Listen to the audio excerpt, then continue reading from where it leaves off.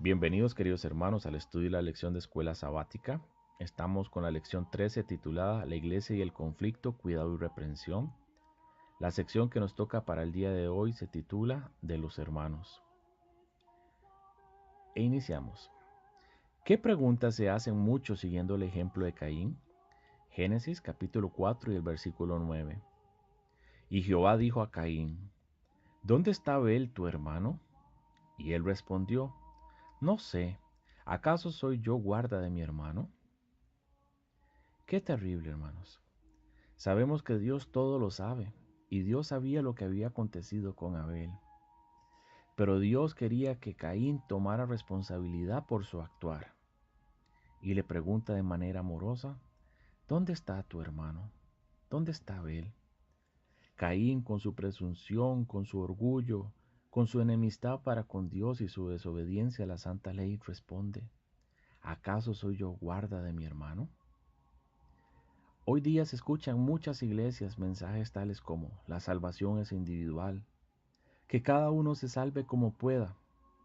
No podemos estar mirando a los demás, pero Dios nos dirige la misma pregunta. ¿Dónde está tu hermano? Lamentablemente muchas veces se escucha la misma respuesta. ¿Acaso soy yo guarda de mi hermano? En el libro Joyas de los Testimonios, el tomo 1, en la página 31, se nos señala. Pregunté al ángel por qué la sencillez había desaparecido de la iglesia y por qué había entrado en ella el orgullo y el ensalzamiento. Vi que esta es la razón por la cual hemos sido entregados en las manos del enemigo. Dijo el ángel, mira, ¿no ves que este sentido prevalece? ¿Soy yo acaso guarda de mi hermano? Volvió a decir el ángel, eres guarda de tu hermano. Tu profesión de fe exigen de ti que te niegues a ti mismo y que te ofrendes a Dios, o serás indigno de la vida eterna, porque fue comprada para ti a gran precio, a saber, por las agonías y los sufrimientos y la sangre del amado Hijo de Dios. En Dones Espirituales, el tomo 2, página 283 y 284 en inglés nos dice, en la iglesia existen pecados que Dios odia, pero rara vez se mencionan por temor de crear enemigos. Somos guardas de nuestros hermanos, queridos hermanos. Si hay pecado evidente en la iglesia, si algún hermano se está apartando del camino, se está desanimando, es nuestro deber acercarnos a él, animarlo, si es necesario reprenderlo, orar con él, ayunar con él y hacerle ver la necesidad de levantarse. La siguiente pregunta nos dice, ¿en qué peligro podemos caer si no velamos? El texto está en Lucas, el capítulo 6 y el versículo 39. Y les dijo una parábola. ¿Puede el ciego guiar al ciego? ¿No caerán ambos en el hoyo? En Joyas de los Testimonios, el tomo 1, la página 329, Dios nos dice, se me ha mostrado que la mayor razón por la cual los hijos de Dios se encuentran ahora en este estado de ceguera espiritual es porque no quieren recibir la corrección. En la carta 134 de 1902, Dios nos señala, el pecado ha raído el amor a Dios que implantó en el corazón del hombre. La obra de la iglesia es volver a encender este amor.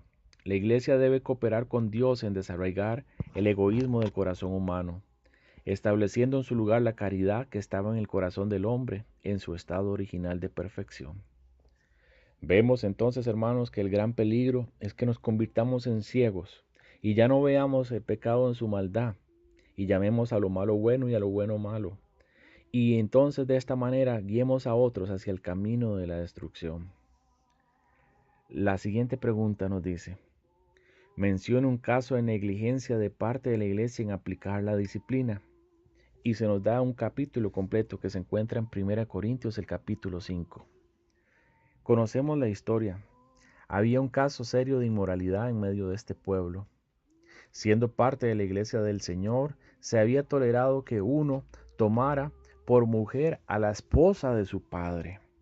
La iglesia sabía que este hombre vivía con su madrastra y no hacía nada. La iglesia se había envanecido, dice Pablo, y les dice, no es bueno vuestra vanidad. No habían decidido tomar la disciplina tal y cual lo manda el Señor y habían permitido que el pecado se desarrollara y que viniera el oprobio sobre la iglesia y una laxitud con el pecado en medio del pueblo. Pablo dirige unas palabras terribles que nos deben hacer meditar a nosotros en estos últimos días. En el versículo 3 en adelante nos dice: porque yo ciertamente como ausente en el cuerpo, mas presente en el espíritu, ya he juzgado como si estuviera presente que tal acción él ha cometido. Versículo 4. En el nombre de nuestro Señor Jesucristo, congregaos vosotros y mi espíritu con el poder de nuestro Señor Jesucristo. Versículo 5. Y el tal sea entregado a Satanás para la destrucción de la carne, para que el espíritu sea salvo en el día del Señor. En el versículo 6 nos dice: ¿no es buena vuestra jactancia? ¿No sabéis que un poco de levadura leuda toda la masa? Versículo 7. Limpiaos pues de la vieja levadura para que seáis nueva masa, como sois sin levadura, porque en Cristo, que es nuestra Pascua, ya fue sacrificado por nosotros. Versículo 9.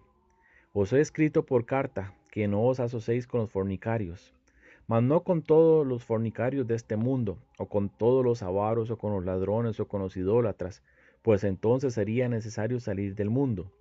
Versículo 11. Mas os he escrito que no os asociéis con ninguno que llamándose hermano sea fornicario, o avaro, o idólatra, o maldiciente, o borracho, o ladrón, con el tal ni siquiera comáis. Versículo 12.